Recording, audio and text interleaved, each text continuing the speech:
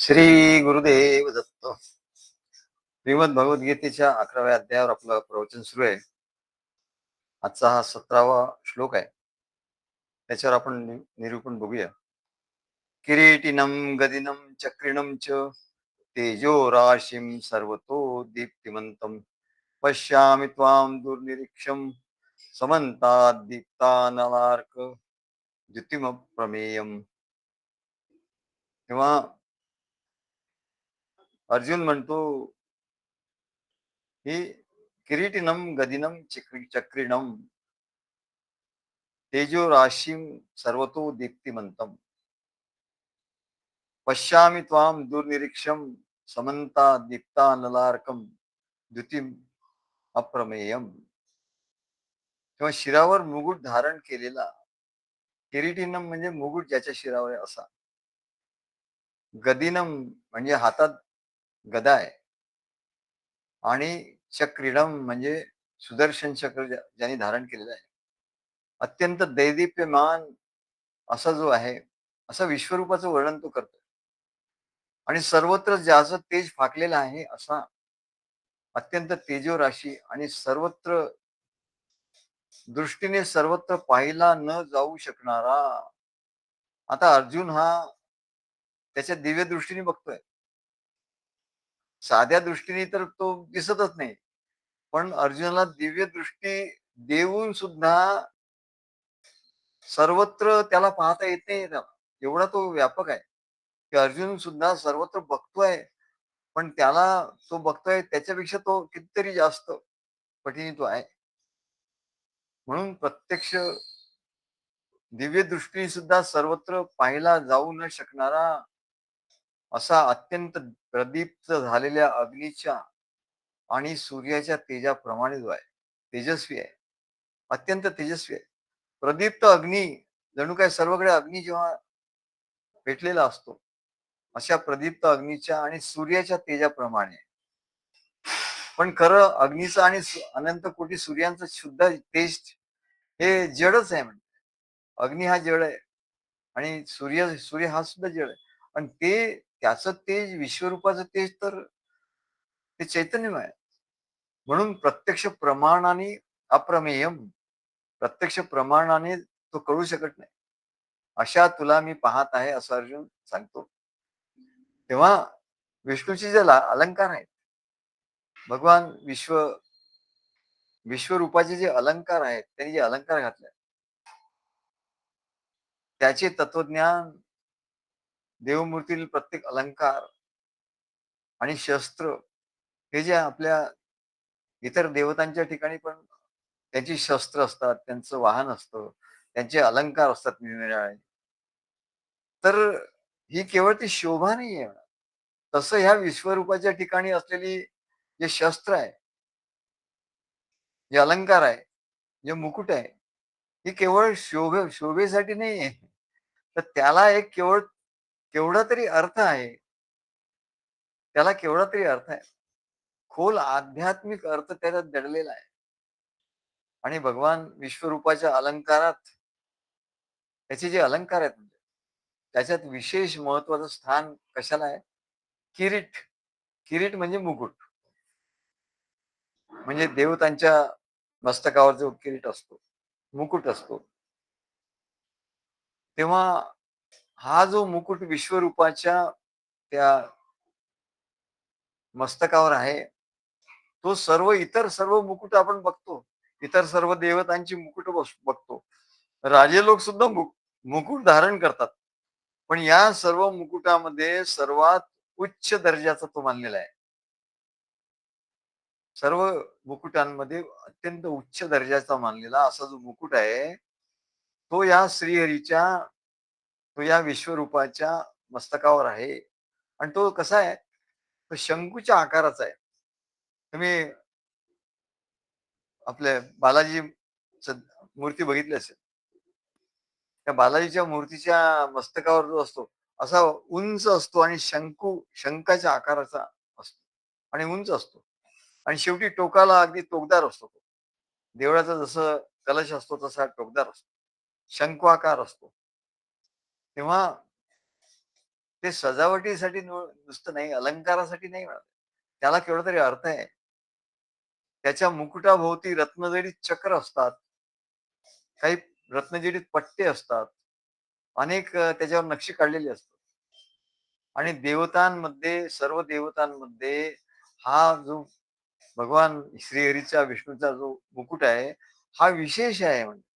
श्रीहरीसाठी जो मुकुट तयार केलेला आहे, तो विशेष आहे. त्याचं विशेष महत्व आहे. मनुष्यांमध्ये सुद्धा जो सम्राट असतो, जो राजा असतो, जो सम्राट असतो किंवा उच्च पदस्थ लोक असतात, त्याचा जो मुकुट धारण करतात, तो तो मुकुट तशा प्रकारचा मुकुट धारण करण्याचा अधिकार फक्त त्या व्यक्तीला असतो, राजाला असतो. सम्राटाचा मुकुट वेगळा, राजाचा मुकुट वेगळा आणि परमात्म्याचा, देवतांचे मुकुट वेगळे आणि भगवान श्रीहरीचा हा मुकुट मात्र विशेष आहे. सूर्यदेवाच्या मूर्तीमध्ये हा मुकुट आढळतो. मागे ते थायलंडमध्ये मूर्ती श्री विष्णूचं ओंकारवट, तिथे भगवान विष्णूची मूर्ती आहे, श्रीहरीची मूर्ती आहे. त्या मूर्तीमध्ये सुद्धा त्याचा जो मुकुट आहे, तो असाच आहे म्हणजे उंच असा आहे. तेव्हा या मुकुटाचा अर्थ काय? प्रत्येक गोष्टीचा काहीतरी अर्थ आहे म्हणे. तेव्हा अर्जुन म्हणतो, की असा त्याने नुसतं काही मुकुट आहे, गदा आहे, हाती चक्र आहे, नुसतं असं वर्णन केलेलं नाही. त्याला काहीतरी अर्थ आहे आणि त्याच्यातून तो अर्थ भक्तांनी समजून घेतला पाहिजे याच्यासाठी आहे. तेव्हा भगवान विष्णूचा हा जो किरीट, त्याला किरीट असं म्हणतात. मुकुट आहे, हा केवळ अलंकार नाही, तर त्यात गहन तत्वज्ञान भरलेलं आहे. म्हणजे हा जो सर्वोच्च असं हे राजत्वाचं चिन्ह मानलं जातं.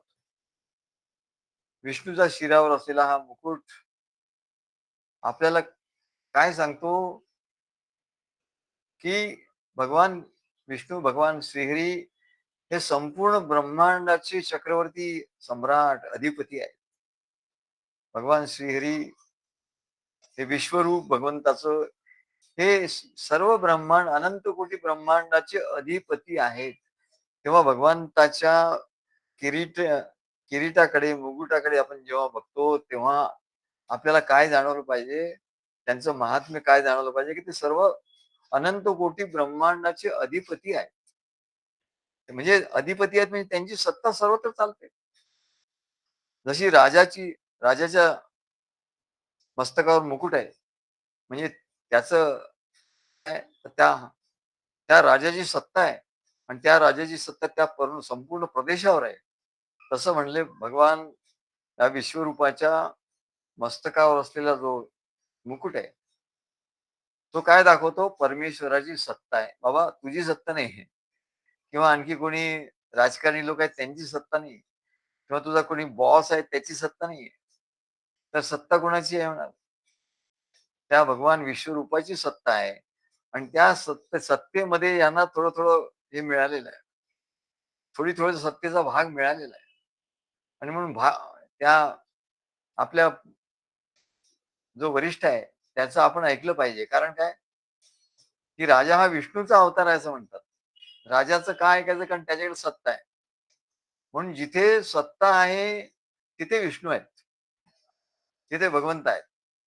जिथे सत्ता आहे तिथे भगवंत आहेत. तेव्हा आपला जो बॉस आहे त्याच्या ठिकाणी आपल्यापेक्षा जास्त सत्ता आहे. आपल्या हाताखाली जी लोक आहे त्यांच्यापेक्षा आपल्याला सत्ता जास्त आहे. सत्ता सगळ्यांच्या ठिकाणी विभागली गेलेली आहे कमी जास्त प्रमाणामध्ये. परंतु ती सर्व जी सत्ता आहे म्हणाले, आपल्या घरामध्ये आपल्याला मुख्य स्थान आहे. ही सत्ता आहे. आपल्या घरातले, कुटुंबातले लोक सगळं आपलं ऐकतात. म्हणजे ही आपली सत्ता आहे. आपला काही बिझनेस असते तर बिझनेसमध्ये सगळे लोक आपलं ऐकतात. आपण सांगितल्याप्रमाणे करतात. ही त्या भगवान विष्णूनी, श्रीहरींची सत्ता आपल्या ठिकाणी आलेली आहे. आपली नाहीये, तुझी सत्ता नाही ती. तर त्या भगवान विष्णूचीच ही सत्ता आहे असं म्हणून हा जो त्याच्या ठिकाणी विचार असतो, तेव्हा तो त्या सत्तेचा दुरुपयोग करत नाही. त्या सत्तेचा योग्य उपयोग तो करतो. इतरांना त्रास होईल याच्यासाठी तो करत नाही.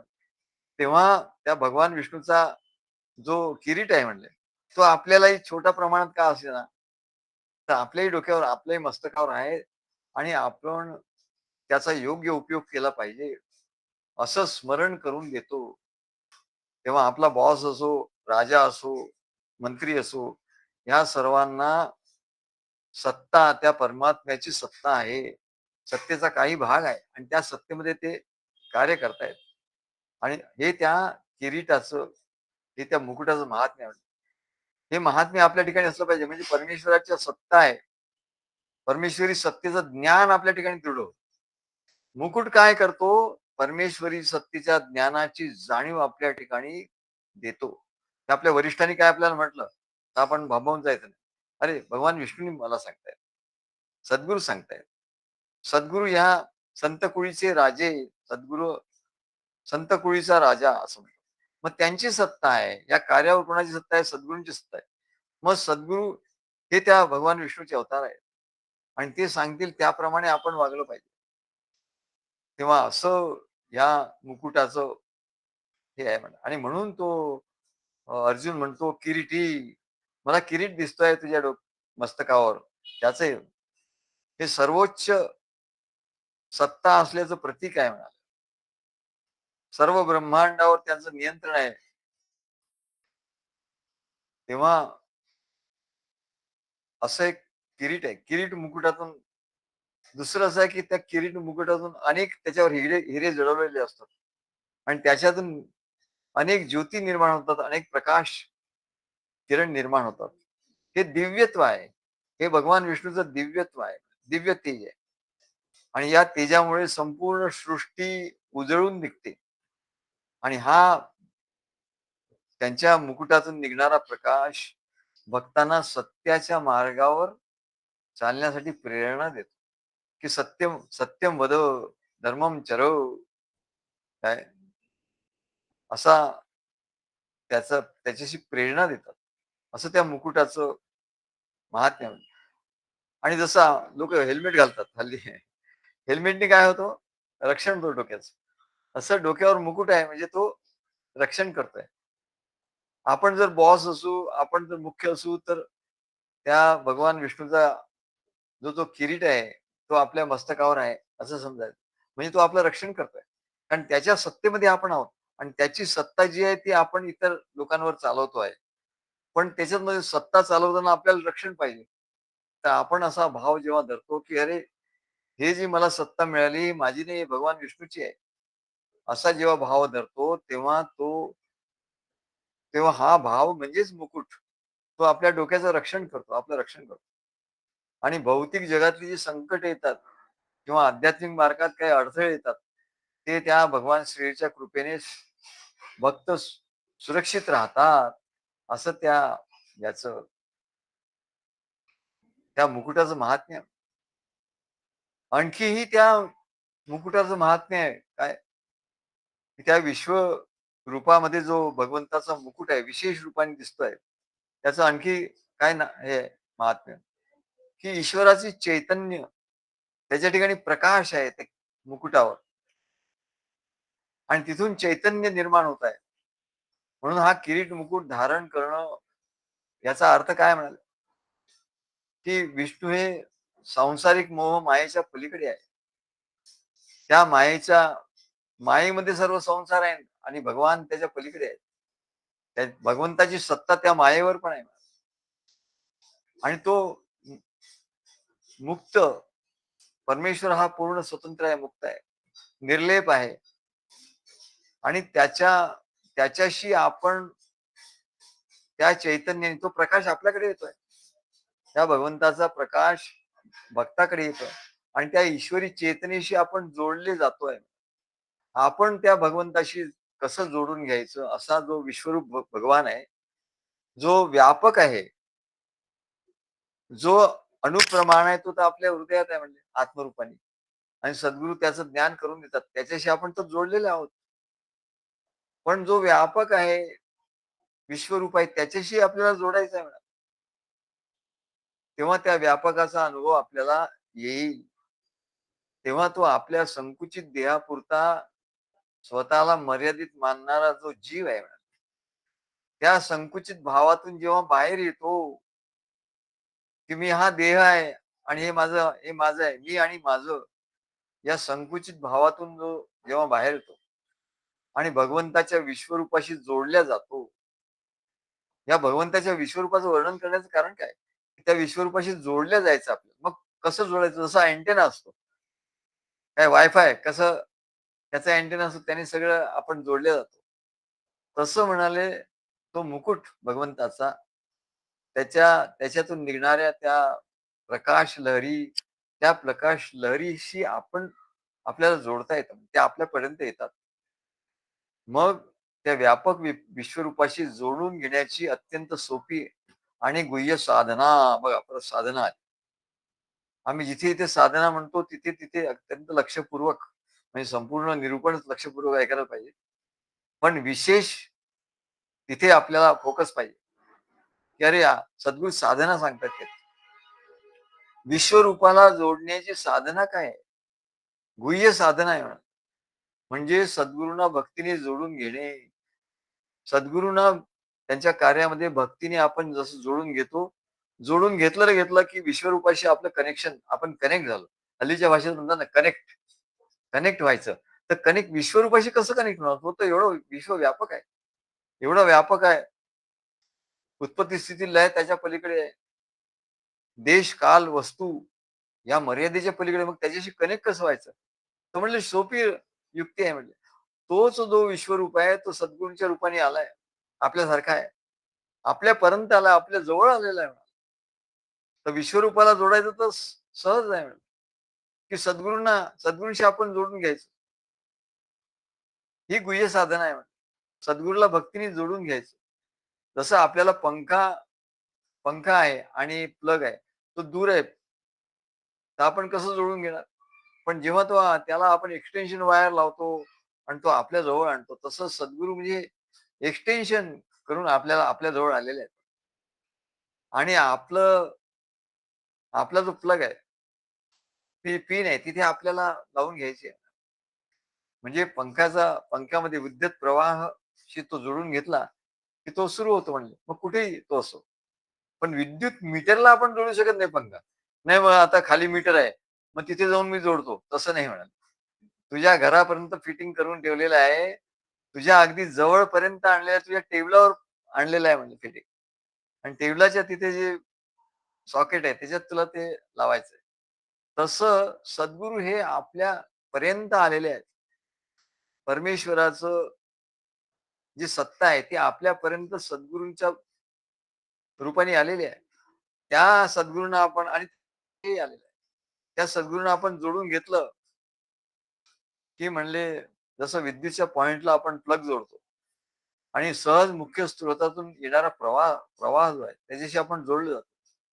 त्याची शक्ती पंख्याला मिळते. त्याचप्रमाणे सर्व व्यापक परमात्म्याला, विश्वरूपाला जोडायचं असेल, तर आपल्या अगदी जवळचं ठिकाण म्हणजे सद्गुरू. कसं जोडायचं विश्वरूपाला? त्याचं विश्वरूप कसं बघायचं?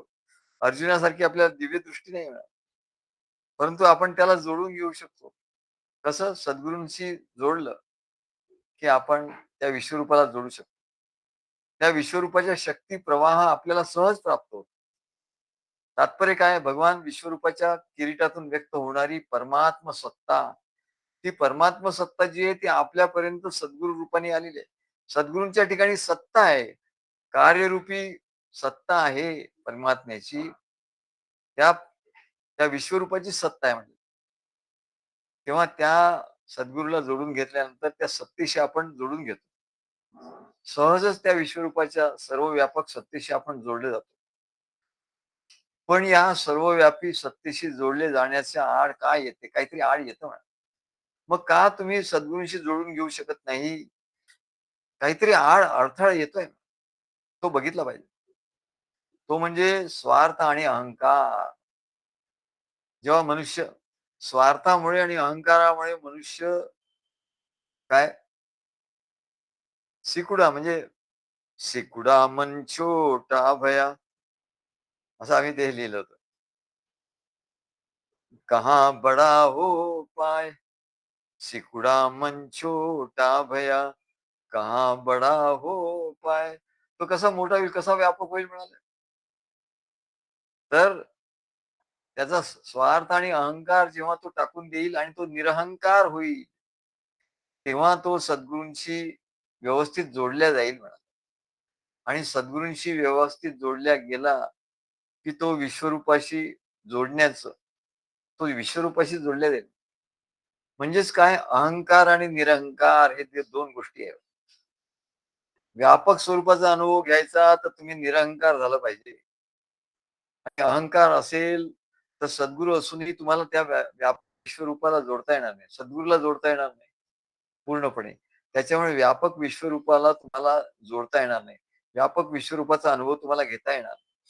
म्हणजे हे जे स्विच आहे म्हणले, आजच्या भाषेत, इलेक्ट्रिकच्या भाषेत आपण जर सांगितलं, तर विश्वरूपाशी जोडण्याचं स्विच काय आहे? अहंकार, निरहंकार. निरहंकार हे स्विच आहे आणि अहंकार हे त्याच्या आड येणार आहे. Switch off. जेव्हा अहंकार स्विच ऑफ करून टाकतो, म्हणजे करंट येऊ देत नाही. सद्गुरूंचा आपल्याशी प्रवाह, प्रेमाचा प्रवाह, चैतन्याचा प्रवाह सद्गुरूशी बरोबर न जोडल्यामुळे चैतन्याचा, प्रेमाचा प्रवाह आपल्याकडे येत नाही आणि आपल्या भावाचा प्रवाह त्यांच्याकडे जात नाही. का? कशामुळे? तर अहंकार असल्यामुळे. त्या स्विचमध्ये दोन्ही ऑन ऑफ. स्विचमध्ये ऑन ऑफ असतं. जसं गिझर असतं. गिझरमध्ये ऑन ऑफ असतं. तो ऑफ केले की गरम पाणी येणार नाही. मग ऑन केलं की गरम पाणी येईल. स्विच वरती केलं की गरम पाणी येणार आणि ऑफ केलं की नाही येणार. म्हणून ऑन ऑफ दोन्ही स्विच आहे म्हणजे. तसं अहंकार, निरहंकार हे 2 स्विच आहे. तेव्हा इथे विश्वरूपाशी जोडण्याचंही काम होतं आणि तोडण्याचंही काम होतं. विश्वरूपापासून बाजूला होण्याचंही काम आणि विश्वरूपाशी एकरूप होण्याचंही काम होतं. मग ते ऑन ऑफ स्विच आहे. किंवा आपण आपला स्विच ऑन करून ठेवला पाहिजे. म्हणजे स्विच ऑन आहे म्हणजे आपला प्रवाह सुरू आहे. आपल्याकडचा प्रेमभावाचा, भक्तिभावाचा प्रवाह सद्गुरूंना मिळतोय म्हणजे विश्वरूपाला मिळतोय. म्हणजे विश्वरूपाशी आपण कनेक्ट आहोत. आणि विश्वरूपाचा प्रवाह सद्गुरूंच्या द्वारे आपल्यापर्यंत कधी येईल? तर निरहंकार वृत्तीचं जे स्विच आहे. निरहंकार जेव्हा आपण असू, ते निरहंकार वृत्तीचं स्विच ऑन केलं, की आपण तो प्रवाह आपल्या ठिकाणी येईल. त्या विश्वरूपाचा सद्गुरूंच्या द्वारे. तेव्हा अहंकार आणि निरहंकार, अहंकार वृत्तीचं स्विच ऑफ केलं, की विश्वरूपाशी जोडलं जातं. आणि अहंकार वृत्तीचं स्विच ऑन झालं, की विश्वरूपापासून डिस्कनेक्ट होत होतो. बघा ही साधना आहे. निरहंकार वृत्ती म्हणून निरहंकार वृत्ती आणण्याचा प्रयत्न करणे हे साधना आहे. निरहंकार वृत्ती झाली, की आपण कनेक्ट होऊ. सद्गुरूंशी कनेक्ट झालं, की विश्वरूपाची जी एनर्जी आहे, त्या विश्वरूपाच्या एनर्जीशी, चैतन्याशी आपण कनेक्ट होऊ आणि अहंकार आला, की स्विच ऑफ झाला, की ती एनर्जीपासून आपण डिस्कनेक्ट होतो. मग हा अहंकाराचा स्विच स्विच ऑफ कसं करायचा? आणि त्या निरहंकार वृत्तीचं स्विच ऑन कसं करायचं? ही एक साधना आहे परत, ही एक साधना. कुठली गोष्ट केला असता विश्वरूपाचं जे शक्ती प्रवाह आहे, जो सद्गुरूंच्या द्वारे आपल्याकडे येणार आहे, ती कुठली साधना केल्याने तो येणार आहे किंवा आपण विश्वरूप व्हायचं आहे आपल्याला, विश्वरूपाशी कनेक्ट व्हायचं आहे, तर कुठली अशी साधना आहे, की जी केली असता आपण विश्वरूपाशी एकरूप होतो, कनेक्ट होतो. तर ही साधना अत्यंत गुह्य आहे. ही आम्ही साधना ऐकतो, सांगतो, भक्तांनी अत्यंत श्रवण करायचं आहे अत्यंत एकाग्रपणे, की तो अहंकार जाऊन निरहंकार वृत्ती आपली करायची आहे. तर म्हणाले ते विश्वरूपाची ते ते तेज, तो प्रवाह, तो शक्तीचा प्रवाह आपल्यापर्यंत येईल. निरंकार असतो. मग आता निरंकार वृत्ती कशी आणायची? माझे अहमपण कोठे जावे? माझे अहमपण कुठे जाणार? कुठल्या बाजारात विकले जाणार? कोणी घेणार नाही म्हणजे. तुझा अहंकार नको रे बाबा. माझे अहम पण कोणी घ्यावे, कोण घेण्यास तयार आहे का? सद्गुरू म्हणतात, "ये तुझा आण, अहंकार आण.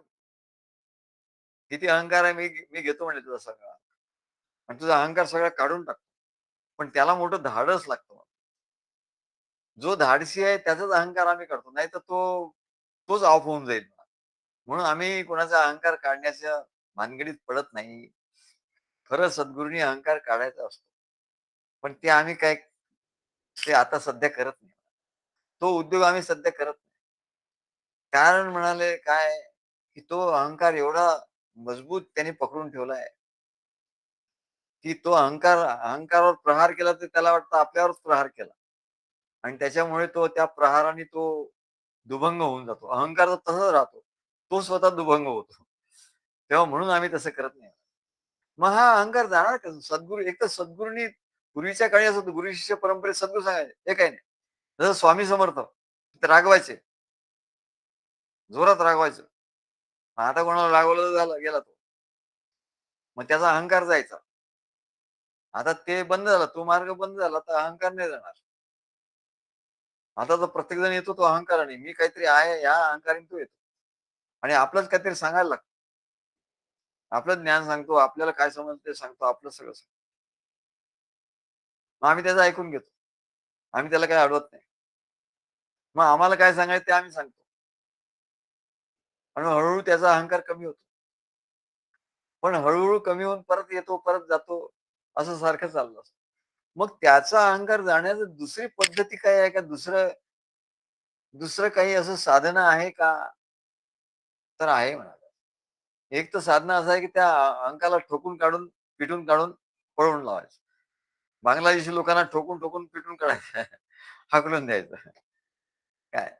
तसं म्हणलं त्या अहंकाराला हाकलून द्यायचं. जबरदस्तीने त्याने कब्जा केलाय. अवैध अवैध केलेलं. पण तसं होत नाही म्हणाले. मग मग काय करायचं? दुसरं साधना काय आहे? तर सद्गुरूंचा मी दासानुदास आहे. त्याची दास्य भक्ती करायची. सद्गुरूंच्या कार्यामध्ये दास्य भक्ती करायची. सद्गुरूंनी सांगितलं बस ते काम करायचं बस. नाही मग ते सद्गुरू मी उद्या करीन, मग परवा करीन, मग ते असं झालं, मग ते अशीच अडचण आली, मग तशीच अडचण आली आणि मग ते मला आळसच आला, मग अमकंच झालं, मी झोपलो आणि मग मग बायको जसं मला आली आणि मग हेच काम निघालं. अरे नाही, नाही म्हणाले, याला दास्य भक्ती नाही म्हणत. दास्य म्हणजे तिथे हनुमंत कसा होता? दास्य भक्ती म्हणजे काय? हनुमंत जसा रामाचा चरणाशी बसलेला दाखवलं त्या पंचायतनामध्ये असे हात जोडून, मान खाली घालून आणि प्रभू रामाच्या चरणाकडे त्याचं सगळं लक्ष आहे. आणि प्रभू राम कधी आज्ञा देतायत आणि मी ते काम करतोय, अशा रीतीने तो बसलेला आहे. गदा बाजूला ठेवलेली आहे आणि पराक्रम करायला तो सज्ज आहे. परंतु तोपर्यंत तो अत्यंत नम्रपणे तिथे बसलाय. निरहंकार वृत्तीने तो बसला. त्याच्यामुळे त्याची निरहंकार वृत्ती आहे म्हणा. तो चरणाशी बसलेला आहे. त्याचा भाव असा आहे, की सर्वस्व माझं समर्पण आहे. म्हणून तो निरहंकार आहे आणि म्हणून तो कनेक्ट आहे. आणि दुसरंही आहे म्हणजे तो दास्यभक्ती पण करतो. नुसता निरंकारी आणि बसलाय आणि काही करत नाही असं नाही. तर प्रभू रामाने त्याला सांगितलं काय काम तर पटकन तो जातो. वायुवेगाने जातो आणि तत्पर आहे तिथे. तिथेच बसलाय तो. तो तत्पर आहे आणि वेगाने जाऊन तो सगळं काम फते करून येतो. एवढं तत्पर आहे म्हणजे. याला दास्य भक्ती असं म्हणतात. तेव्हा दास्य भक्तीमुळे काय होतं, की सद्गुरूच्या कार्यातलं तो सफल करतो, यशस्वी करतो आणि दास्य भक्तीमुळे त्याचा मी दास आहे असा भाव येतो. नेहमी मी दास आहे आणि ते माझे मालक आहेत. मग मालकाने सांगितलेलं सगळं करायचं असतं. तर तेव्हा या भावाने तो सगळं करतोय, त्याच्यामुळे त्याच्या ठिकाणचा अहंकार गेलाय. तर हे तर सोपं आहे म्हणले. सद्गुरूंच्या चरणी बसायचं नम्रतेने म्हणजे निरंकार वृत्ती येते आणि दुसरं म्हणजे दास्य भक्ती करायची. सद्गुरूंनी जे काही आपल्याला करायला सांगितलं ते पटापट करायचं. सद्गुरू नाही तर परत फोन करा, "अरे झालं का रे?" मग नाही मग असं झालं, मग तसं झालं, असं नाही. तर सद्गुरूंनी सांगितलं नाही आपण केलं, याला दास्यभक्ती असं म्हणतात. पटापट केलं. याला दास्यभक्ती असं म्हणतात. नाही मग असं नाही, मग असं असं केलं तर असं होईल. मग आम्हाला लोकं सांगतात, "नाही, नाही, नाही असं नाही होणार. असं केलं तर मग असं होईल. असं नाही होणार का? मग तसं नाही होणार का?" मग समजतं, अरे जाऊ दे. याचा याचा अहंकार नाही जाणार बाबा. याचा हा चरणाशी बसलेला नाहीये आणि याचा दास्य भक्तीही नाहीये. मग याचा अहंकार जाणार नाही. मग याचा अहंकार तोडला पाहिजे. हाताला घ्यायचं आणि तोडायचं. पण ते जमत नाही आता. म्हणलं जाऊ द्या. मग याचा अहंकार जाऊ द्या. याचा अहंकार त्याच्यापाशी, आपलं ज्ञान आपल्यापाशी. काय त्यात तो डिस्कनेक्ट झालाय म्हणलं. तो आता डिस्कनेक्ट झाला तर काय करणार? असे डिस्कनेक्ट झालेले काही लोक आमचे लिहितात. एकाने आम्हाला पाठवलं, आमचं चरित्र लिहून पाठवलं मग. 3 भाग केले त्यांनी चरित्राचे 75, 75, 75 पेज. त्याच्यानंतर त्यांनी आमचं संवाद काही झाला असेल पूर्वी पुढे तो लिहून पाठवायला लागले. कनेक्ट करण्याचा प्रयत्न करतात. परंतु अहंकार नाही गेला.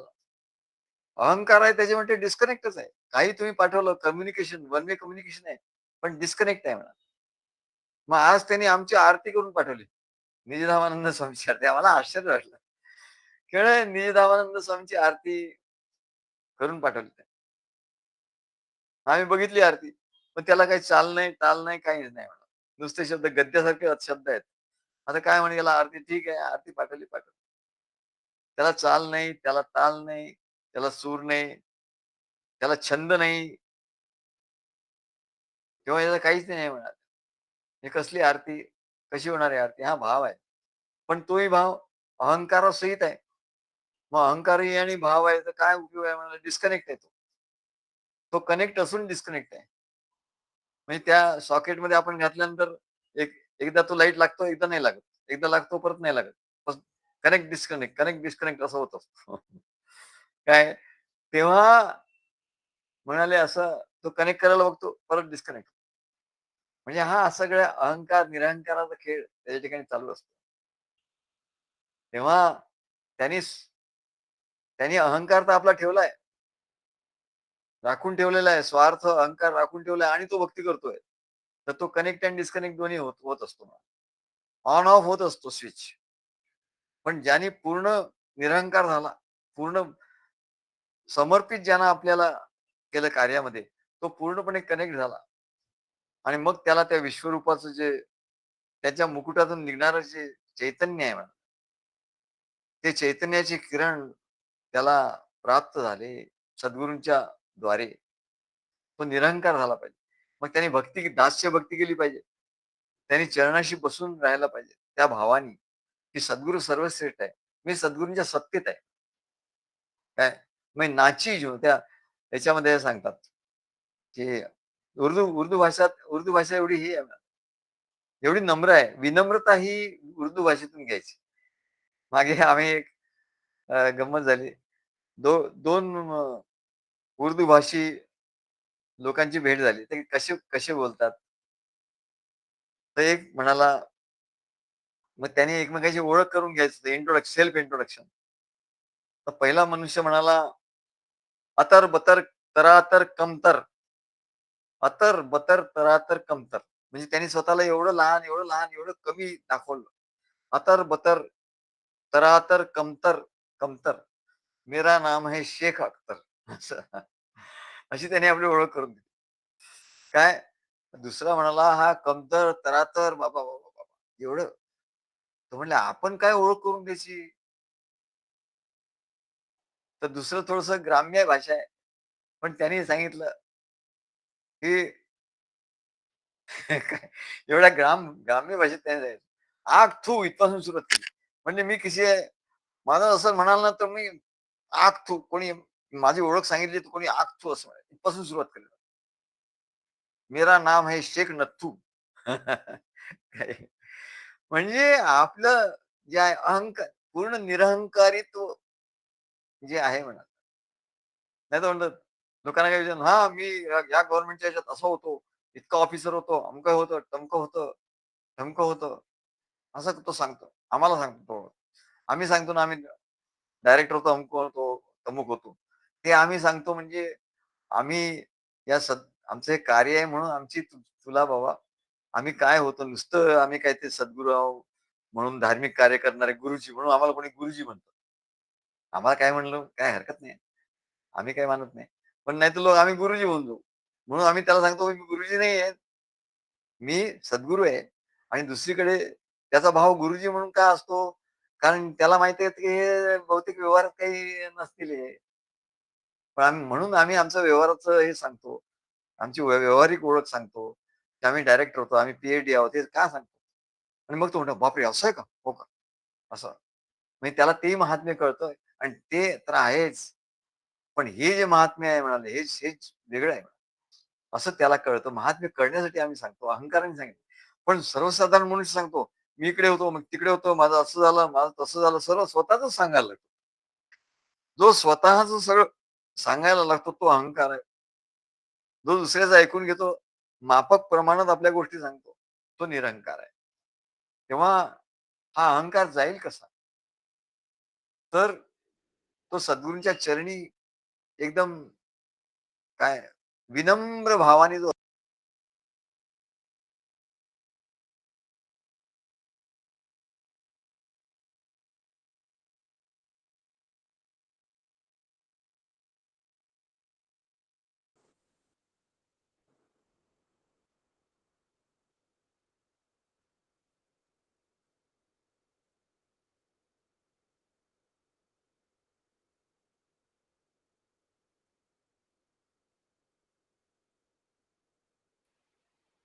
सद्गुरू ऐकू नाही येते.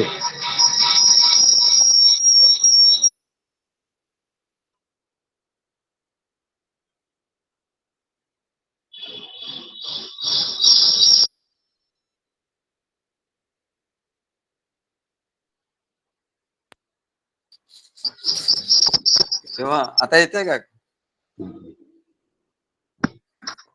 तेव्हा सद्गुरूंशी कसं वागायचं? हे रामदास स्वामींनी सांगितलेलं आहे. अनेक संतांनी सांगितलं. रामदास स्वामींनी केवढं तरी सांगितलं, की सद्गुरूंच्याशी कसं वागायचं, समोरचं कसं बोलायचं, काय करायचं? ते आता आम्ही सगळ्यांना लिहून द्यावं लागेल मला म्हणजे म्हणजे बरं पडेल. काय काय त्यांचा तरी दोष काय? आम्ही त्यांना सांगितलंच नाही. त्यांना कसं काय करणार? पण विनम्रता पाहिजे. अडाणी लोक असतात हो, त्यांना सगळं समजतं. ते एवढे विनम्रपणे असतात आणि पटकन येऊन आता नवीन येणारे लोक सुद्धा तर तो रामेश्वरीचा मुलगा त्याचं नावच मी विसरतो. काय नाव आहे त्याचं? तर एवढे कठीण-कठीण नाव ठेवतात ना लोकं. आम्हाला हां, ईशान. तो येतो ना, तो एवढा नम्रपणे आम्हाला आश्चर्य वाटलं. अरे सद्गुरूंशी कसं वागावं यांना कळतं. कमाल आहे.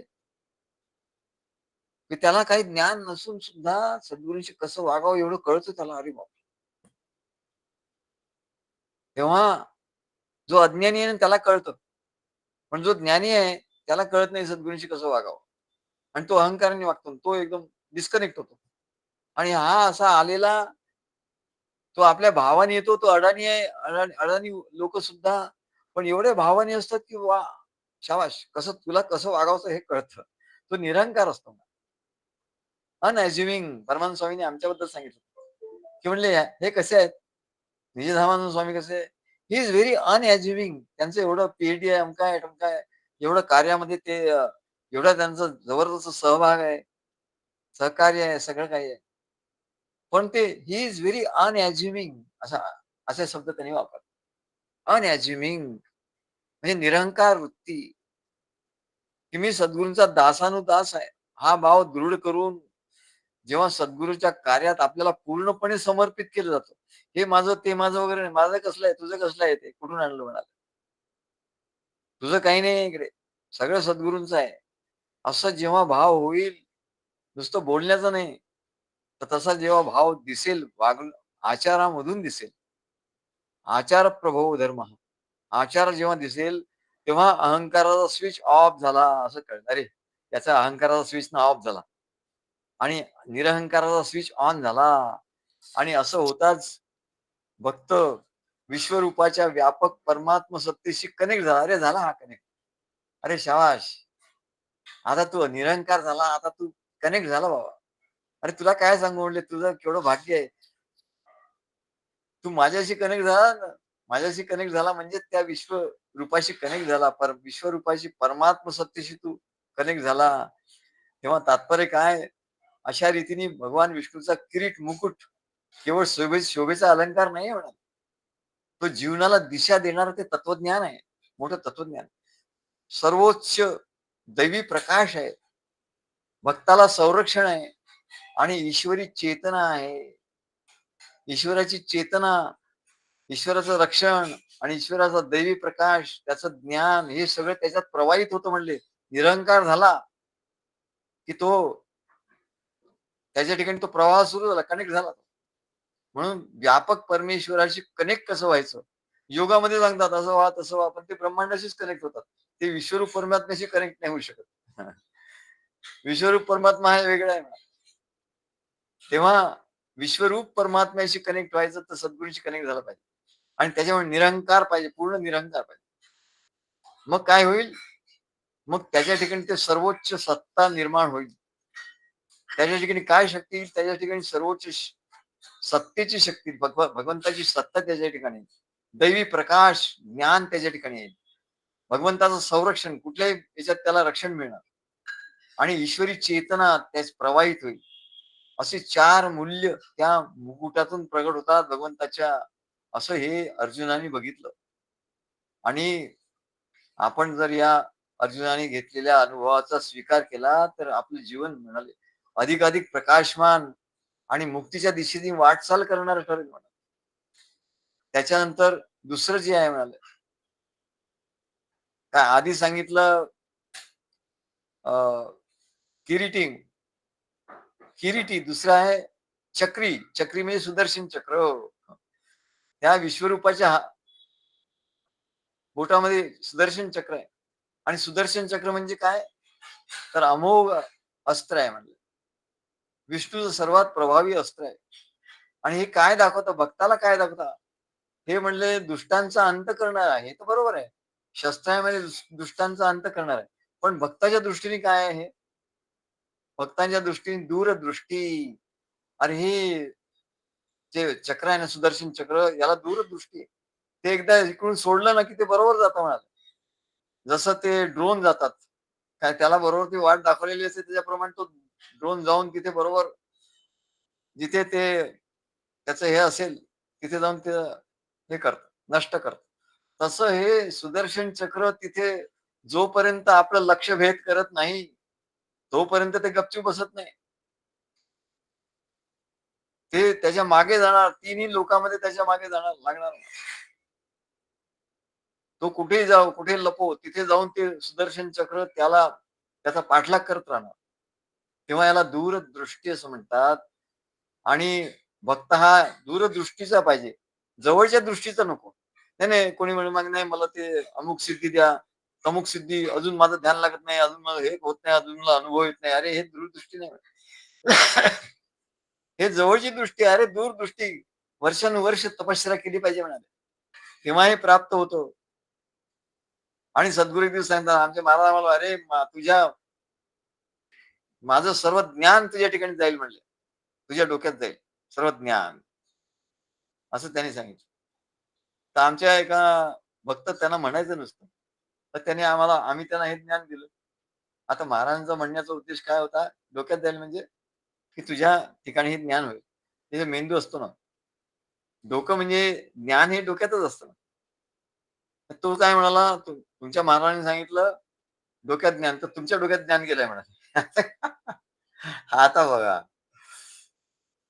अरे तुझ्या डोक्यात अज्ञान गेलंय, अज्ञान भरलेलं आहे. आणि तू म्हणतो माझ्या डोक्यात ज्ञान गेलं. म्हणजे सद्गुरूंचं ज्ञान घेऊन काय गुरुची विद्या गुरुला, असे आम्ही महाभाव बघितले म्हणाले. काय करणार? एवढा अहंकार कुठल्या उच्च कोटीला जातो हे आम्ही बघितलंय.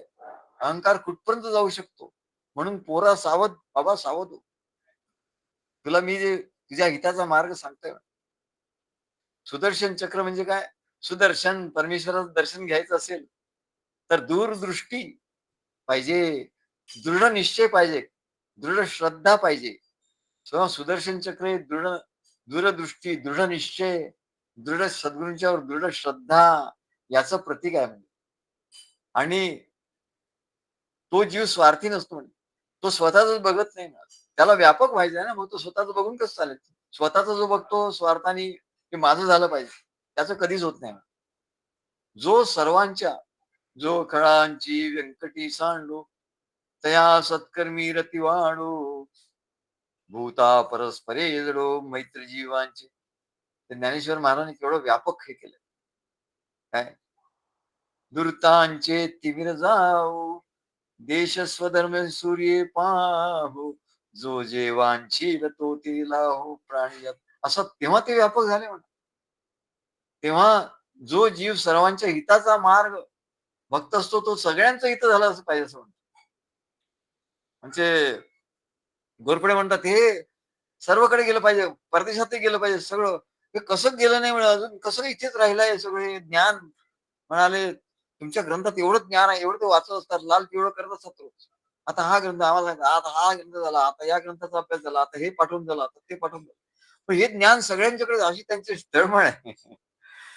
तेव्हा म्हणे सगळ्यांना झालं पाहिजे, केवळ मला झालं पाहिजे असं नाही. तेव्हा तो व्यापक होतो, व्यापक त्या भगवान विश्वरूपाशी तो एकरूप होतो. सर्वांचा हिताचा मार्ग धरून जो दृढ निश्चयाने चालतो, तो आपल्या ध्येयात नक्की यशस्वी होतो. पण सद्गुरु कार्यात जो आपला केवळ संकुचित स्वार्थ साध्य करण्याचा प्रयत्न करतो, मग ते आले होते त्यांनी संकुचित स्वार्थ, की मला लिहिता आलं की झालं. माझे ग्रंथ झाले पाहिजे. अजूनही ते लिहून पाठवतात. मला आश्चर्य वाटतं. आज आरती पाठवली. त्याच्या आधी मला आमचं चरित्र पाठवलं 3 भागात. अर्धवटच पाठवलंय, पण 3 भागात पाठवलं. त्याच्यानंतर त्यांनी सद्गुरुबोध 7वा भाग पाठवला, सद्गुरुबोधाचा. त्यात काय आम्हीच त्यांना सांगितलेल्या गोष्टी ते इकडे-तिकडे जोडून-तोडून, तोड-मोड जोड करून त्यांनी ते केलेलं आहे. आणि लेखक आणि स्वतःचा फोटो लावला आणि लेखक.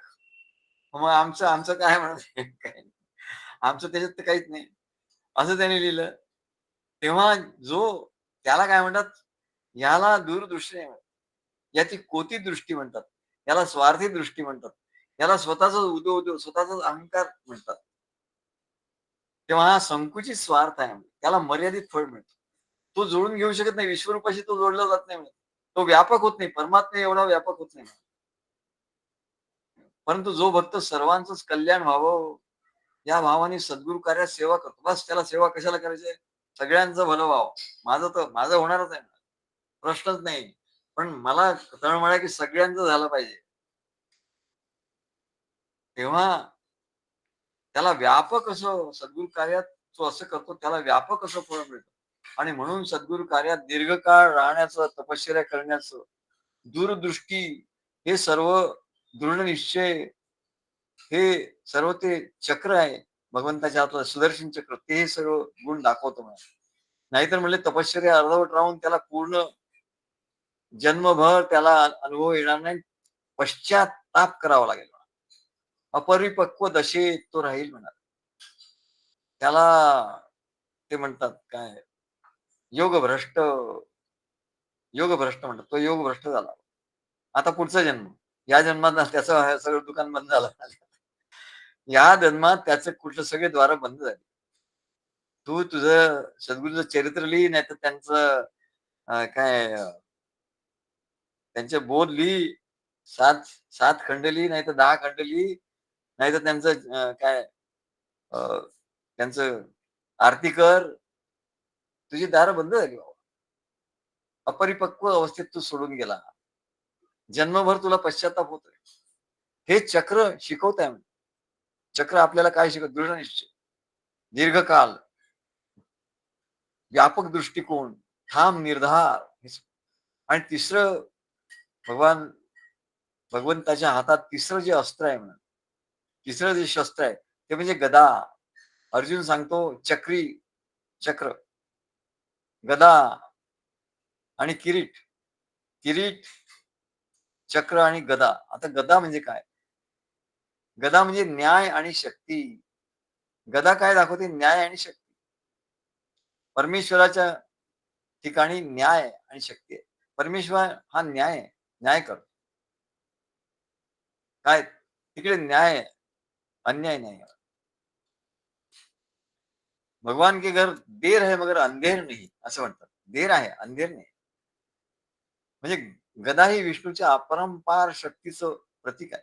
तुला अपरंपार शक्ती पाहिजे ना? हनुमंताला जशी शक्ती मिळाली. कशाने मिळाली? तसं म्हणाले त्याच्या भक्तीने मिळाली. त्याच्या निरहंकार वृत्तीने मिळाली. तशा अपरंपार शक्तीचं प्रतीक आहे. आणि ते देवाचा जो न्याय आहे, गदा म्हणजे काय? शक्ती आणि गदा म्हणजे न्याय. कोणी कोणी जर अन्याय केला, कोणी जर काही वेगळा आचार केला, तर त्याला दंड देण्याचं काम करतात भगवान. ते काम ह्या त्याचं प्रतीक म्हणून ही गदा आहे म्हणा. प्रत्येक जीवाला त्याच्या कर्मानुसार फळ मिळतो. मग हे कोण ठरवतं? ती जी गदा काय सांगते? तुझं कर्म बरोबर करशील, खबरदार. तर म्हणलं की बरं, नाहीतर तुझ्यावर गदा येईल म्हणलं. म्हणून एक वाक्प्रचार झालाय व्यवहारात आपण ऐकतो, की "अरे, अमक्याच्या ह्याच्यावर गदा आली, तमक्याच्या संपत्तीवर गदा आली, तमक्याच्या ह्याच्यावर गदा आली." हे का म्हणतो? कारण गदा म्हणजे अन्याय जिथे होतो, तिथे त्याला दंड मिळतो. ही ईश्वराची न्याय व्यवस्था आहे. गदा ही ईश्वराच्या न्याय व्यवस्थेचं स्मरण करून देते. तसंच भक्ती मार्गात सुद्धा कळत-नकळत सद्गुरूंचा अवमान होतो, अश्रद्धा होतो, विकल्प येतो. तर विश्वरूपाच्या हातातील गदेचा प्रहार त्याच्यावर झाल्याशिवाय राहत नाही. आणि म्हणून भक्तांनी नेहमी काळजीपूर्वक आपलं सदाचरण ठेवलं पाहिजे. सद्गुरूंचा अवमान होणार नाही असं बघितलं पाहिजे. असा गदा या प्रतीकाच्या माध्यमातून भगवान सूचित करतात. तेव्हा तात्पर्य काय? अशा रीतीने विष्णूच्या अलंकारामध्ये केवळ शोभा नाही मिळत, शोभेसाठी नाही, तर गहन तत्वज्ञान आहे. मुकुट हे सर्वोच्च सत्तेचं प्रतीक आहे. चक्र हे दृढ निश्चय आणि गदा ही ईश्वरी न्याय व्यवस्था आणि शक्ती, ईश्वरी शक्ती हे दाखवते म्हणजे. मनुष्य बहुतेकदा असं मानतो, की हे मी केलं, ते मी केलं, ते मी केलं असं. मी यांचं अमुक केलं, मी त्यांचं तमुक केलं, मी यांचं अमुक केलं, असं म्हणतो. अरे तू करता नाही येणार. काय? मीच करताय. पण हीच चूक आहे म्हणाले. कारण खरं तर प्रत्येक कृतीमागे ईश्वराची शक्ती कार्यरत आहे म्हणाले. ईश्वराची प्रकृती सगळ्या गोष्टी ईश्वराच्या प्रकृतीने घडतात. तू कोण? मध्ये आला. Who are you? प्रत्येक कृती तुझ्याकडून घडते. तूही परमेश्वराच्या प्रकृतीने बांधले आहे. परमेश्वराच्या प्रकृतीची काही भाग शक्ती तुझ्या ठिकाणी आली आहे. मग तू काही करतो, तुझ्या कृतीमागे ईश्वराची शक्ती कार्यरत आहे म्हणाले. आणि तू म्हणतो मी करतो. जेव्हा मनुष्य स्वतःला कर्ता मानतो, म्हणजे अहंकार त्याच्या ठिकाणी येतो. कर्ता मानलं की अहंकार आला. किंवा त्याचं ईश्वराशी एकरूपत्व तादात्म्य होत नाही. तो परमेश्वराशी एकरूप होऊ शकत नाही. त्याचं एकदम हे होतं, तो दूर होतो. ईश्वरापासून दूर होतो. अहंकाराचा स्विच ऑन होतो. निरहंकाराचा स्विच ऑफ होतो. आणि ईश्वराशी तो जोडला जाऊ शकत नाही. आणि म्हणून ईश्वराच्या कृपेपासून तो वंचित राहतो. आणि म्हणून भगवद्गीतेत आधी भगवंतांनी सांगितलं, की निष्काम कर्म करा. कर्मयोग. आपण कर्मयोग का सांगतो? अरे त्याच्यात निष्काम कर्म आहे. सगळे भक्त सगळं त्यांना सांगितलं तसं करत असतात. त्या सद्गुरूंच्याकडनं काही पाहिजे अपेक्षा असं ते ठेवत नाही, की सद्गुरूंच्याकडनं काही मिळेल आपल्याला. म्हणजे मिळतच त्यांना माहिती आहे, की सद्गुरूंच्या ठिकाणी ज्ञान, प्रेम, भक्ती, ज्ञान आपलं सर्व कल्याण त्यांच्या ठिकाणी आहेच. आणखी काय मागायचं आहे म्हणे? मी मागायचं काय आहे म्हणे? मी फक्त कर्म करायचं आहे आणि ते निष्काम तऱ्हेने करायचं. निष्काम म्हणजे फलाची अपेक्षा न ठेवता. ना मग मला काय मिळणार? तर काही इथे काही मिळणार-गिळणार नाही. पण जे मिळेल ते एवढं काही असेल म्हणाले, की तुला अनेक जन्म तपश्चर्या करून मिळणार नाही. एवढं ते. तेव्हा अशी प्रेरणा आपल्या ईश्वराच्या विराट स्वरूपातून मिळते आपल्याला. आणि विराट स्वरूप हे आपल्याला शिकवतं, की आपण विश्वाचा एक लहानसा भाग आहोत. विश्वाचा लहानसा भाग आहोत. पण विश्वाची शक्ती आपल्यात आहे. पण म्हणून हे खरं आपलं कर्तृत्व नाही, हे परमेश्वराचं कर्तृत्व आहे. आपण अनेकदा म्हणतो, "मी हे काम केलं, मीच हुशार आहे, मी बुद्धिमान आहे." आपण खरं बघितलं तर आपल्याकडून जे काही काम होतं त्याच्यामागे ही ईश्वराची शक्तीच असते. उदाहरणार्थ शेतकरी बी पेरतो, नांगरणी, वखरणी करतो. पण पाऊस पडणं, सूर्यप्रकाश येणं, धान्य उगवणं हे त्याच्या हातात असतं का? नाही म्हणा. हे सर्व निसर्ग म्हणजे ईश्वराच्या कृपेने होत असतं. तरी सुद्धा जर शेतकरी म्हणाला, की "हे सगळं मीच केलं." तर ती चूक ठरेल. आमच्या आम्ही जेव्हा तिकडे राहत होतो विजय पार्कला, तेव्हा आमच्या बाजूला एक मोठ्या मल्टीनॅशनल कंपनीमध्ये एक ट्रेनिंग मॅनेजर होते. ते राहायचे. तर आमचं त्यांच्याशी नेहमी मॅनेजमेंटवर चर्चा व्हायची. ते एक दिवस आले मला म्हणाले, अ, की "आज माझं लेक्चर आहे." म्हणजे सब्जेक्ट आहे युअर ड्रीम्स कम ट्रू असं सब्जेक्ट आहे. So what is your take on this dreams? तुम्हाला काय म्हणायचं म्हणजे ड्रीम बद्दल? What is your thinking about dreams? तर मला एकदम पटकन स्फुरलं, की मी त्यांना सांगितलं, की in management there are two aspects और this is a two dimensional subject as explained in the management philosophy. तिथे दोनच त्याचे डायमेन्शन दाखवले आपण. But according to me and according to spirituality, spirituality is ahead of all the management. तेव्हा स्पिरिच्युअलिटीमध्ये म्हणजे 4 dimensions आहेत ड्रीम्सचे. मग आम्ही त्याला एक 4 डायमेन्शन सांगितले. Your your dreams come true हे पहिलं डायमेन्शन. तर ड्रीम्स पाहिजेच. ड्रीम नसेल, संकल्प नसेल म्हणून आपण संकल्प सोडतो ना, की असं झालं पाहिजे, तसं झालं पाहिजे. हे ड्रीमच आहे ना. संकल्प सोडतो. युअर ड्रीम्स कम ट्रू एवढंच त्यांनी घेतलं आणि त्याच्यावर मॅनेजमेंट केलं. मॅनेजमेंट सायन्स केलं. युअर ड्रीम्स कम ट्रू हा पहिला डायमेन्शन आहे. मग थ्रू युअर एफर्ट्स आणि त्याच्यासाठी प्रयत्न करायला पाहिजे. हे 2 लोकांना माहिती असतं. संकल्प करायचा आणि त्याच्यासाठी प्रयत्न करायचे. हे 2 डायमेन्शन माहिती असतात. पण पुढचे 2 डायमेन्शन माहिती नसतात. Your dreams come true through your efforts. पण तिसरं dimension, the third dimension well guided by the guru. This is missing everywhere. मी त्याला सांगितलं. Third dimension is well guided by the guru and fourth dimension by the grace of God. परमेश्वराची त्याच्यावर कृपा असेल तर, परमेश्वराशी तो कनेक्ट असेल तर, नाही तर नाही. वेल गाइडेड बाय द गुरु. गुरुकडून मार्गदर्शन मिळालं, पण सद्गुरूशी तो कनेक्ट नाही झाला. त्यांनी सद्गुरूंचं सगळं ऐकलं, भाराभर पुस्तकं लिहिली, सगळं लिहिलं म्हणा, आरती लिहिली, पण सद्गुरूशी कनेक्ट आहे का नाही.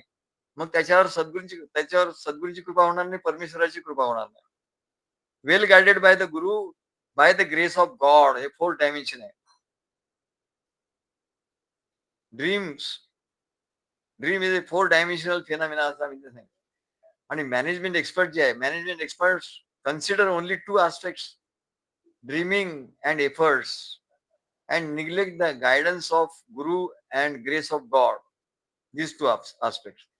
This is the main cause of their failure, and this is the limitation of management science. आम्ही त्याला सांगितलं की मॅनेजमेंट सायन्सची लिमिटेशन आहे आणि स्पिरिच्युअलिटी इज अनलिमिटेड. तेव्हा स्पिरिच्युअलिटीमध्ये याचं उत्तर आहे मॅनेजमेंट. म्हणून आम्हाला असं वाटतं एक ग्रंथ लिहावा की how to develop management on the basis of spirituality. आम्ही असं लिहिलं होतं, management in the light of Gita. पुस्तक लिहायला सुरुवात केली होती, लोकांना आवडली होतं ते. तर पुढे ते करायचं आहे. वेळच मिळत नाही काय. आम्हाला वेळ मिळत नाही म्हटलं. तेव्हा जेव्हा आपण स्वतःला कर्ता मानतो, तेव्हा आपलं ईश्वराची नातं जुळत नाही आणि म्हणून आपण त्याच्या डिस्कनेक्ट होतो आणि त्याच्या कृपेपासून वंचित राहतो. म्हणूनच भगवद्गीतेत सांगितलं भगवंतानी, की फळाची अपेक्षा ठेवू नको आणि काम कर. निष्काम काम कर. निष्काम तोची आत्माराम. निष्काम झाला की तो आत्माराम होशील. आणि हे लक्षात ठेवायला पाहिजे, की त्याचं यश, अपयश, परिणाम सगळं देणारा करता करिता खरा ईश्वरच आहे. आणि हा संदेश अर्जुनाने त्या विश्वरूपाच्या दर्शनाने सर्वांना दिला आहे. हीच निरंकार वृत्ती सतत राहण्यासाठी भक्तांनी विशेष साधना केली पाहिजे. विशेष साधना निरंकार वृत्तीसाठी साधना केली पाहिजे. ते सांगितलं मी, की साधना काय? सद्गुरु कार्यात आणि सद्गुरूची निरंतर दास्य भक्ती करायला पाहिजे म्हणजे पाहिजे. हनुमंत जसा निरंतर प्रभू रामाच्या चरणाशी बसून होता, खाली मान घालून, गदा बाजूला ठेवून, तो गदा असं हे दाखवत नव्हता. प्रभू रामाला बघा आम्ही किती पराक्रम केला त्या गदेने, असं नाही. गदा खाली पाय ठेवले आणि केवळ रामाच्या कार्यासाठीच पराक्रम करा, इतरांच्या कार्यासाठी नाही. नाहीतर सद्गुरूंच्या कार्यासाठी करतो आणि इतर संसाराच्या कार्यासाठी पराक्रम करतो, असं नाही. तसंच भक्तांनी सद्गुरूच्या चरणाशी राहून भक्तिभाव धारण करायलाच पाहिजे आणि सद्गुरु कार्य तत्परतेने करायला पाहिजे. त्याला सांगायला नाही पाहिजे 10 वेळा, "अरे असं कर, तसं कर." मग विसरलो, मग नंतर करीन. मग आज हे होतं, मग परवा ते होतं. अरे काय होतं आणि काय नाही. काय उपयोग आहे म्हणलं तुझा? असं आम्ही मनात म्हणतो. समोर नाही म्हणत त्याच्या. मनात म्हणतो. काय तेव्हा सद्गुरु कार्य तत्परतेने करायला पाहिजे. त्यालाच निरहंकार वृत्ती साध्य होते अशी साधना आहे. किरीटिनम गदिनम चक्रिणम च किरीट, गदा आणि चक्र हे याचा अर्थ आहे. तेजो राशी आणि हे सगळं झाल्यानंतर त्याला काय प्राप्त होतं भक्ताला? तेजो राशी, सर्वतो दीप्तिमंतम असं असलेला त्याचा प्रकाश, अनंत कोटी सूर्याचा प्रकाश, त्याच्याही पेक्षा वेगळा प्रकाश आहे. पश्यामी त्वाम दुर्निरीक्षम, मी पाहतो आहे असं अर्जुन म्हणतो. दुर्निरीक्षण जो इतरांना निरीक्षण करताच येत नाही मला. समंतात दीप्तान म्हणजे त्याला काही मर्यादाच नाही. समंतान म्हणजे अमर्याद, दीप्तान म्हणजे एवढी दीप्ती आहे त्याची, एवढा तो प्रकाश आहे. दीप्तान अलर्कान, अर्क म्हणजे सूर्य, सूर्याचा प्रकाश. सूर्याचा प्रकाश काहीच नाही.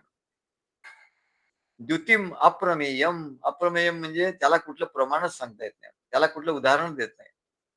तेव्हा असा जो भगवान आहे, भगवंताचा सगुण साकार विश्वरूपी साक्षात्कार अत्यंत तेजस्वी असा होता, असं अर्जुनाने बघितलं. कारण भगवंताचं ते चिन्मय सगुण रूप होतं, चिन्मय होतं. ते फक्त चैतन्याने बनलेलं होतं. एखादी वस्तू काचेने बनलेली आहे, ती कशी प्रकाशवान दिसेल. हिऱ्याची मूर्ती केली आहे, काय ती कशी दिसेल म्हणजे चिन्मय सगुण रूप होतं. आणि ते केवळ चैतन्य, आपल्यासारख्या हाडामासाचं नव्हतं ते भगवंताचं रूप. केवळ चैतन्यच चैतन्य असं असल्यामुळे त्याचे सगुण साकार असून ते शाश्वत होतं, अविनाशी होतं.